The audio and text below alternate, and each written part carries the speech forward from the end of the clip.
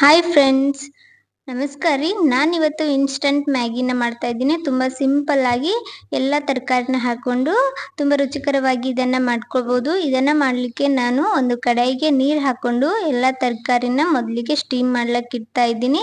ನಾನಿಲ್ಲಿ ಒಂದು ಸ್ವಲ್ಪ ಗಜರಿ, ಬಟಾಣಿ, ಹಾಗೆ ಬೀನ್ಸ್, ಒಂದು ಕ್ಯಾಪ್ಸಿಕಮ್ ಹಾಗೆ ಕಾಲಿಫ್ಲವರ್ನ ಚಿಕ್ಕ ಚಿಕ್ಕದಾಗಿ ಕಟ್ ಮಾಡಿ ಅದನ್ನ ಸ್ಟೀಮ್ ಮಾಡ್ಲಿಕ್ಕೆ ಇಟ್ಕೊಂಡಿದ್ದೀನಿ. ಈ ತರ ತೂತ ಚಾಣಿ ಇರುವಂತದ್ರಾಗ ಅದ ಹಾಕೊಂಡು ಸ್ಟೀಮ್ ಮಾಡ್ಲಕ್ಕ ಇಟ್ಕೊಂಡಿದ್ದೀನಿ. ಒಂದು 5 ನಿಮಿಷದಾಗ ಸ್ಟೀಮ್ ಆಗಿ ಹೋಗ್ತಾವ.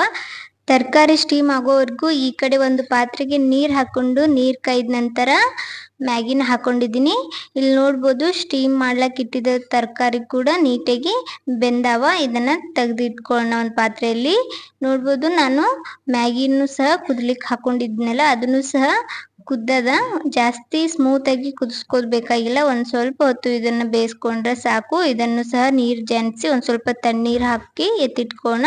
ಈ ಕಡೆ ಒಂದು ಕಡಾಯಿಗೆ ಸ್ವಲ್ಪ ಎಣ್ಣೆ ಹಾಕೊಂಡು ಎಣ್ಣೆ ಕಾಯ್ದ ನಂತರ ಜೀರಿಗೆ ಹಾಗೆ ಒಂದ್ ದೊಡ್ಡ ಸೈಜ್ ಈರುಳ್ಳಿನ ಕಟ್ ಮಾಡಿ ಹಾಕೊಂಡು ನೀಟಾಗಿ ಫ್ರೈ ಮಾಡ್ಕೊಂಡು ಒಂದೆರಡು ಹಸಿ ಮೆಣಸಿನ್ಕಾಯಿ ಕಟ್ ಮಾಡಿ ಸೇರಿಸಿದ್ದೀನಿ. ಹಾಗೆ ಒಂದ್ ಸ್ವಲ್ಪ ಬೆಳ್ಳುಳ್ಳಿ ಹಾಕೊಂಡು ಇದನ್ನೆಲ್ಲ ಫ್ರೈ ಮಾಡ್ಕೊಂಡು ಈ ಕಡೆ ಬೇಯಿಸಿಟ್ಟಿರುವಂತ ತರಕಾರಿ ಎಲ್ಲ ಹಾಕೊಂಡು ಇದನ್ನ ಒಂದ್ ಸ್ವಲ್ಪ ಹೊತ್ತು ಎಣ್ಣೆ ಒಳಗ ನೀಟಾಗಿ ಫ್ರೈ ಮಾಡ್ಕೋಬೇಕಾಗ್ತದ. ಅದರಲ್ಲಿರುವ ನೀರಿನ ಅಂಶ ಎಲ್ಲ ಕಡಿಮೆ ಆಗೋವರೆಗೂ ಇದನ್ನ ನೀಟಾಗಿ ಫ್ರೈ ಮಾಡ್ಕೊಳ್ಳೋಣ. ನಂತರ ಒಂದ್ ದೊಡ್ಡ ಸೈಜ್ ಟೊಮೆಟೊನ ಕಟ್ ಮಾಡಿ ಹಾಕೊಂಡು ಇದನ್ನು ಸಹ ನೀಟಾಗಿ ಒಂದ್ ಸ್ವಲ್ಪ ಹೊತ್ತು ಫ್ರೈ ಮಾಡ್ಕೊಂಡು ಲಾಸ್ಟ್ ಅಲ್ಲಿ ಮಸಾಲ ಸೇರಿಸ್ತಾ ಇದ್ದೀನಿ. ರುಚಿಗೆ ತಕ್ಕಷ್ಟು ಉಪ್ಪು, ಒಂದ್ ಅರ್ಧ ಚಮಚ ಅರಿಶಿನ ಪುಡಿ, ಹಾಗೆ ಒಂದ್ ಅರ್ಧ ಚಮಚ ಧನಿಯಾ ಪುಡಿ ಹಾಕೊಂಡಿದ್ದೀನಿ.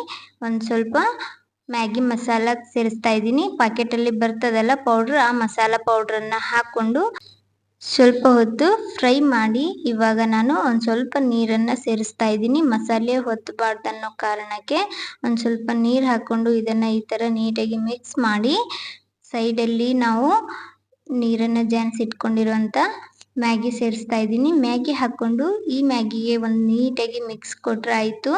ಸಿಂಪಲ್ ಆಗಿ ಇನ್ಸ್ಟಂಟ್ ಮ್ಯಾಗಿ ರೆಡಿ ಆಗ್ತದ. ಈ ತರ ಡಿಫ್ರೆಂಟ್ ಆಗಿ ಮಾಡ್ಕೊಂಡು ತಿಂದ್ರೆ ರುಚಿ ಕೂಡ ತುಂಬಾ ಸಖತ್ತಾಗಿರ್ತದ. ಮಕ್ಕಳಿಗೆ ಕೂಡ ಇಷ್ಟಪಟ್ಟು ತಿನ್ನುವಂಥದ್ದು. ಇವಾಗ ಇದನ್ನ ನಾನು ಒಂದು ಪ್ಲೇಟ್ಗೆ ಸರ್ವ್ ಮಾಡ್ತಾ ಇದ್ದೀನಿ. ನೋಡಿ ಎಷ್ಟು ಚೆನ್ನಾಗಿ ಬಂದದ ಅಂತ ಹೇಳಿ. ಟೇಸ್ಟ್ ಮಾತ್ರ ಸೂಪರ್ ಆಗಿರ್ತದ.